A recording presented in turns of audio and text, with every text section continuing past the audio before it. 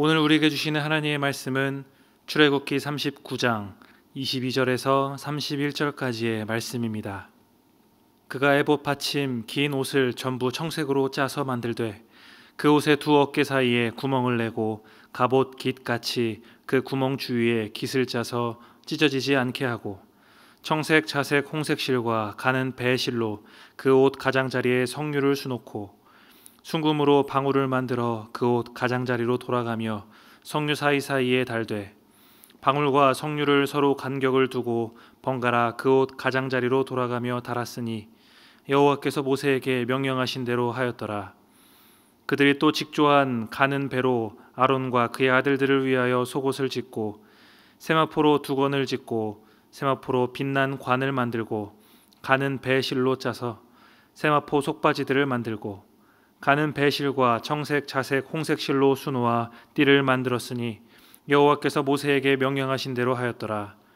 그들이 또 순금으로 거룩한 패를 만들고 도장을 새김같이 그 위에 여호와께 성결이라 새기고 그 패를 청색 끈으로 관 전면에 달았으니 여호와께서 모세에게 명령하신 대로 하였더라. 아멘. 오늘 출애굽기 39장의 내용에는 제사장의 옷차림과 성막 제작에 관련된 마무리 과정이 나오게 됩니다. 앞서 39장 1절부터 제사장 예복에 관한 내용이 나왔었습니다. 그 내용에 이어서 오늘 또 다른 예복에 대해서 말하고 있습니다. 아론과 그의 아들들이 제사장 직분을 이행할 때 에봇을 입는데요.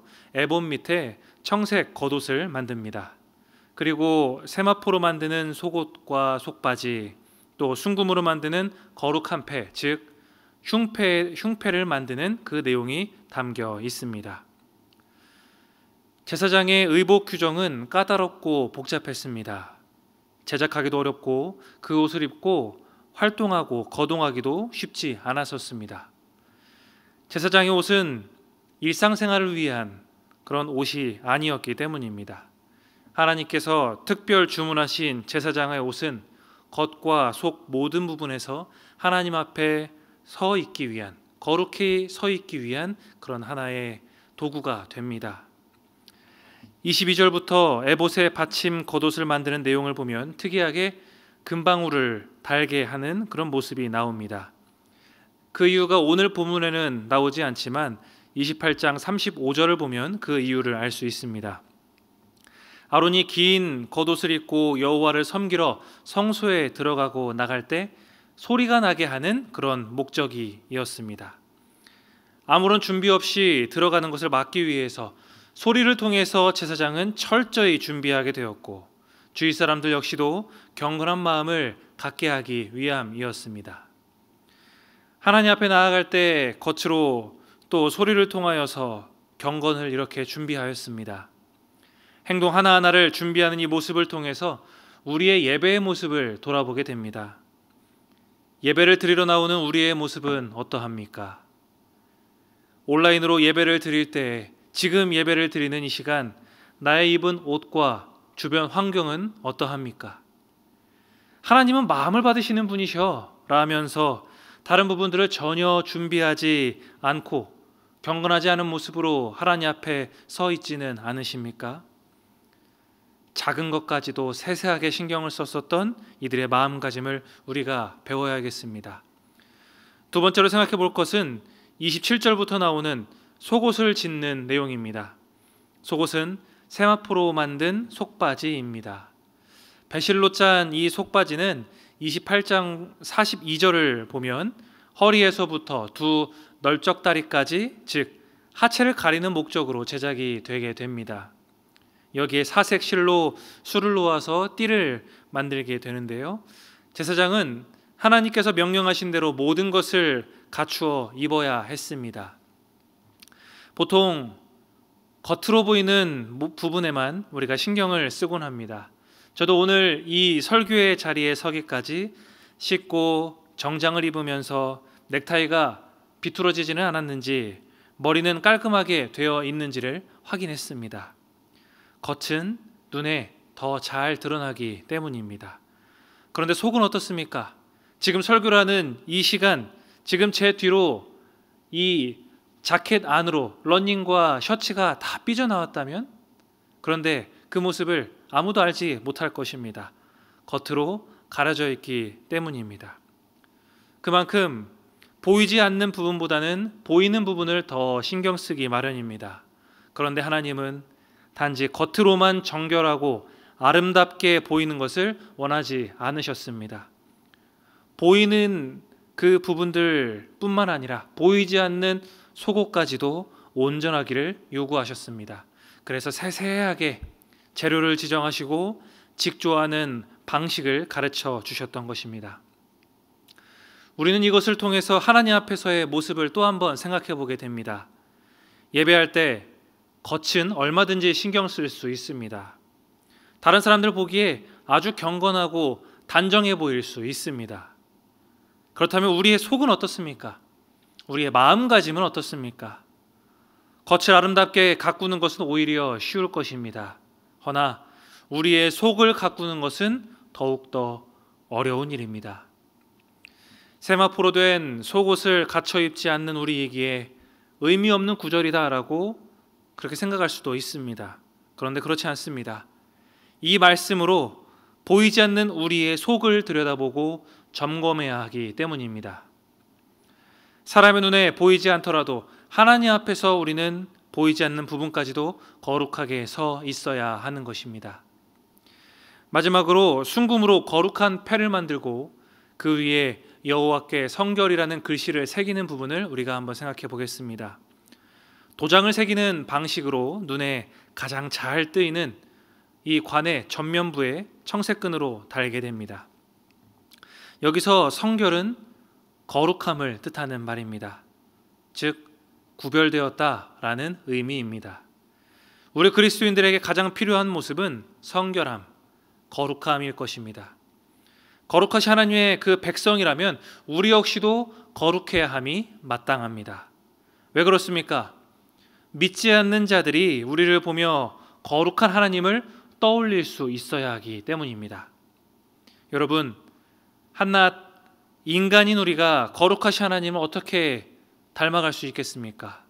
우리의 힘과 지혜로는, 우리의 능력으로는 절대로 불가능합니다. 그래서 그리스도를 닮아감이 우리에게 필요한 것입니다. 예수 그리스도는 하나님이 어떤 분이신지를 정확하고 구체적으로 보여주시는 분이시기 때문입니다. 하나님을 닮고 싶다면 그리스도를 닮으면 됩니다. 우리에게 모델이 되어주신 예수 그리스도이십니다. 인간이 신을 따라갈 수 없기에 신이 인간이 되셔서 우리가 그분을 본으로 삼고 따라갈 수 있게 되는 것이죠. 이스라엘 백성들뿐만 아니라 우리가 하나님을 닮아가야 하는 이유는 하나님의 백성들이기 때문입니다. 아들이 아버지의 모습을 닮아가듯 아버지 되신 주님을 우리가 닮아가는 것, 그것을 거룩이라고 말할 수 있습니다. 제일 눈에 띄는 곳에 여호와께 성결이라는 글씨를 붙임으로 인하여서 제사장을 보는 그 모든 사람들이 그가 구별되었다라는 것을 알게 되었고, 또 그 모습을 보면서 자신도 구별되어야 함을 생각하게 됩니다. 이처럼 거룩함과 성결함은 모든 사람이 보고 알 수 있어야 합니다. 어떠십니까? 우리의 모습을 통해서 거룩과 성결을 다른 이들이 알 수 있습니까? 거룩한 하나님 앞에서 그분을 닮아서 거룩하게 살아가야 함에도 주님이 내게 없다라고 생각하면서 이 삶을 살아가고 있지는 않으십니까? 맛을 잃은 소금은 아무짝에도 쓸모가 없어 사람들에게 밟힐 뿐입니다. 구별되고 거룩하게, 그렇게 성결하게 살아감으로 인하여서 주님이 기뻐하시는 그런 인생을 사는 우리 성도님들이 되시기를 바랍니다. 오늘 본문을 통해서 겉옷과 속옷, 흉패를 살펴보았습니다. 이 내용들은 공통점을 갖고 있습니다. 그것은 하나님 앞에서입니다. 이 말을 한 번쯤은 다 들어보셨을 것입니다. 코람데오라는 단어입니다. 하나님 앞에서라는 뜻을 갖고 있는 코람데오. 우리에게는 이 코람데오의 신앙이 필요합니다. 모두가 하나님 앞에서 살아가는 인생들이기 때문입니다. 우리는 거룩한 성도로서 언제나 코람데오의 삶을 살아가야 합니다. 언제 어디서나 하나님을 섬기는 자세로 거룩하고 정결하게 살아가야 합니다. 그렇게 살아감으로 다른 사람들이 우리의 삶의 모습을 보고 하나님의 존재를 느낄 수 있기를 바랍니다. 거룩하고 성결한 삶을 살기 위하여서 노력하고 애쓰시는 우리 신촌교회 성도님들이 되셔서 하나님이 주목하시는, 또 주님이 기뻐하시는 인생이 되시기를 주님의 이름으로 축복합니다. 이 시간 함께 말씀을 생각하면서 기도하겠습니다. 우리의 신앙이 하나님 앞에 서 있는지를 생각해 봅시다. 또 주님 앞에 성결한 그리스도인의 삶을 살고 있는지, 겉과 속, 우리의 생각까지 하나님을 향하고 있는지를 점검하고 그렇게 살아갈 힘을 허락하여 달라고 기도하겠습니다. 또 담임 목사님과 모든 목회자들을 위해서 기도하여 주시고, 코로나가 다시 또 확산되면서 많은 어려움 가운데 있습니다. 이 위기를 잘 극복해 나갈 수 있는 주님의 도우심과 힘을 허락하여 달라고 이 시간 함께 기도하겠습니다. 기도합니다. 하나님, 우리의 신앙이 늘 하나님 앞에 서 있기를 바랍니다. 사람 앞에 서서 사람의 비위를 맞추는 신앙이 아니라 코람데오의 신앙으로 늘 하나님과 동행하며 하나님이 내 앞에 계시다는 마음으로 살아가는 믿음 허락하여 주옵소서. 하나님 앞에 있을 때 하지 못할 거룩하지 못한 삶의 모습이 있다면 이 시간 깨닫게 하여 주시고 회개하며 주의 거룩한 백성이 되게 하여 주옵소서. 담임 목사님과 모든 교역자들을 위해서 기도합니다. 하나님, 모든 교역자들을 주님의 그 은혜와 성령의 함께하심이 못 잊기를 주님 늘 함께하도록 주님 붙들어 주시옵소서. 교회학교와 청년부 장년 모든 사역자들 주께서 지켜주시고 맡겨진 영혼들을 위해서 기도하며 수고하는 모든 사역자들 되게 하여 주시옵소서. 하나님, 코로나가 다시 창궐하며 주님 확산되는 기세가 너무나 매섭습니다. 하나님, 두려움과 걱정이 우리의 마음 가운데 엄습합니다. 하나님, 주님의 치유의 손길을 더하여 주시옵소서. 이 확산을 주님 하루빨리 종식시켜 주시옵소서. 그리하여서 단절되어 있는 우리의 모든 관계와 신앙들을 다시 잊게 하여 주시고 주님이 치유하시고 고치시는 손길 가운데 우리들 회복되고 힘을 얻는 은혜 허락하여 주시옵소서. 이제는 우리 구주 예수 그리스도의 은혜와 하나님 아버지의 무한하신 사랑하심과 성령님의 감화와 감동 교제하신 은혜가 코람데오의 신앙으로 늘 하나님 앞에서 거룩하고 성결하게 살아가길 다짐하는 모든 성도들 머리머리 위에, 우리의 가정과 직장과 학업과 사업 위에 지금으로부터 영원토록 함께 하시기를 간절히 축원하옵나이다. 아멘.